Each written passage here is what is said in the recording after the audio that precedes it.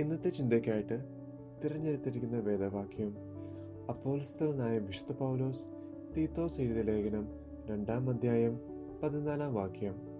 അവൻ നമ്മെ സകല അധരത്തിൽ നിന്നും വീണ്ടെടുത്ത സൽപ്രവൃത്തികളിൽ ശുഷ്കാന്തിയുള്ളൊരു സ്വന്തം ജനമായി തനിക്ക് ശുദ്ധീകരിക്കേണ്ടതിന് തന്നെ താൻ നമുക്ക് വേണ്ടി കൊടുത്തു.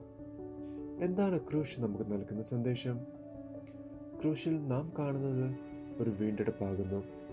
നാം കുറുവാക്യമായി വായിച്ച വേദഭാഗത്ത് അധർമ്മത്തിൽ നിന്നും നമ്മെ വീണ്ടെടുത്തിരിക്കുന്നു എന്ന് കാണാം. അധർമ്മവും അകൃത്യവും ഈ രണ്ട് വാക്കുകളും വളരെ പ്രസക്തമായ ഒരു കാലഘട്ടത്തിലാണ് നാം ജീവിക്കുന്നത്. കൃത്യം ചെയ്യുന്ന മനുഷ്യൻ അകൃത്യം ചെയ്യുകയും ധർമ്മം നിർവഹിക്കുന്ന മനുഷ്യൻ അധർമ്മവും നിർവഹിക്കുകയും ചെയ്യുന്ന ലോകത്തിൽ അന്നും ഇന്നും ഒരുപോലെ പ്രസക്തമാകുന്നതാണ് ഈ ക്രൂശിന്റെ സന്ദേശം.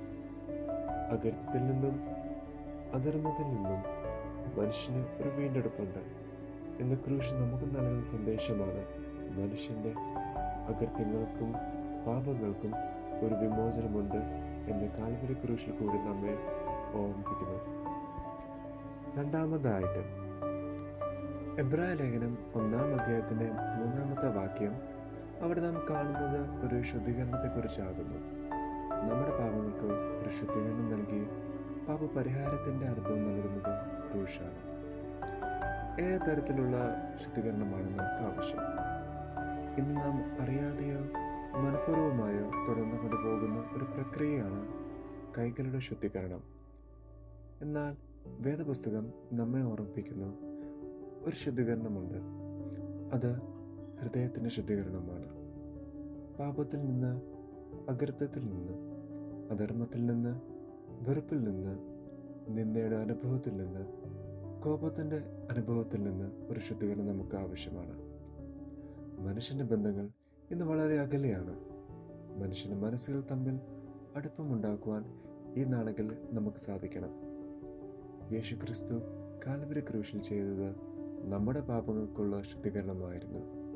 മനുഷ്യന്റെ യാഗത്തിനോ ന്യായപ്രമാണത്തിന്റെ അനുഷ്ഠാനത്തിനോ അനുസരണത്തിനോ പരിഹരിക്കുവാൻ സാധിക്കാതിരുന്ന പാപത്തിന്റെ ശുദ്ധീകരണം യേശുക്രിസ്തു കാൽവരി ക്രൂശിൽ ചിന്തിയ രക്തത്താൽ നടക്കുന്നു എന്നുള്ളത് ഈ ക്രൂശിൽ കൂടി നമുക്ക് മനസ്സിലാക്കാൻ കഴിയണം.